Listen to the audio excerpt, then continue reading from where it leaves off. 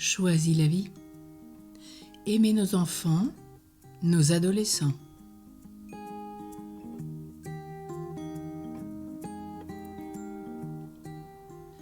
Savons-nous être disponibles pour nos enfants lorsqu'ils sont petits? Ils sont attendrissants, vulnérables, ils pleurent la nuit, ils nous réclament, ils nous accaparent parce qu'ils ont tant besoin d'amour. Nous savons que tant que l'enfant ne fait pas sa première crise d'affirmation de soi, vous vous rappelez tous la première crise du non, quand l'enfant dit non en permanence à toutes nos questions, à nos propositions. Jusqu'à cet âge-là, l'enfant est toute capacité d'amour. Quand il pleure, quoi qu'il lui arrive, quelles que soient ses demandes, il faut correspondre à ses demandes. À partir de la première crise d'affirmation de soi, du non, il faut commencer à cadrer les choses. Lorsqu'ils grandissent, ils peuvent nous décevoir parce qu'ils ne sont pas peut-être comme nous l'aurions souhaité.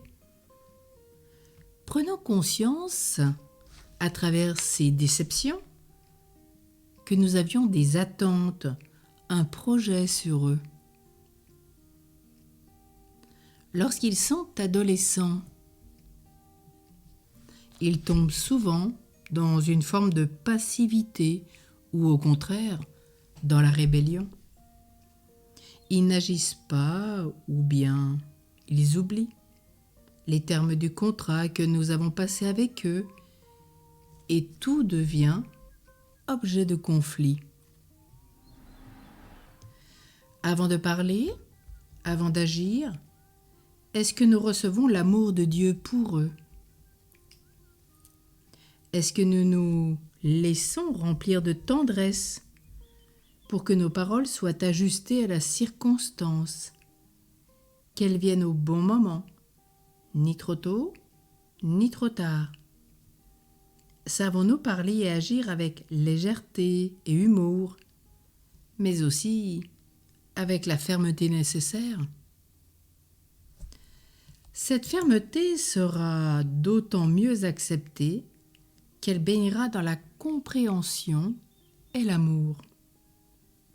Or, bien souvent, les révoltes de nos enfants, de nos adolescents, nous renvoient à nos propres révoltes. Le souvenir de la répression de nos parents peut nous entraîner à reproduire la même attitude qu'eux, parce que nous n'avons pas remis en question leur réaction d'alors. Était-elle vraiment fondée?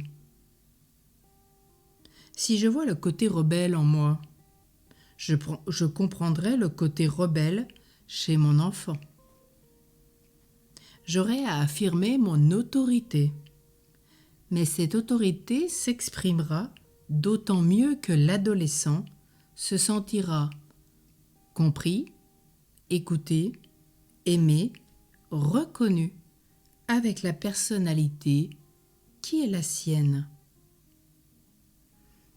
Alors aujourd'hui, dans le projet de Dieu, laissons-les se déployer, aidons-les à développer leur talent, tout ce que Dieu a mis en eux. Il y a un potentiel énorme, comme en chaque être humain.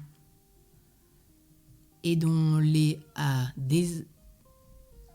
ouvrir cette source qui est en eux et qui peut être bouchée pour qu'ils puissent déployer le meilleur d'eux-mêmes. N'ayons plus de projets tout faits sur eux. Soyons plutôt ouverts à la grâce. Et quand ils sont difficiles, confions nos petits-enfants à Jésus enfant. Quand nos adolescents sont parfois plus terribles pour nous, eh bien, confions-les à Jésus adolescent. Lui saura quoi faire et il nous conseillera le meilleur.